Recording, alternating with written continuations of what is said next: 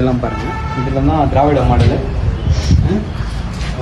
திராவிட model எல்லாமே திராவிட model. பாருங்க இதெல்லாம் பார்த்துக்கோங்க.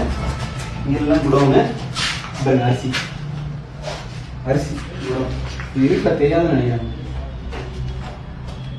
பக்காவாக தெரியுது. தெரியுதா? இதெல்லாம் ரேஷன் அரிசி. இது டாய்லெட்.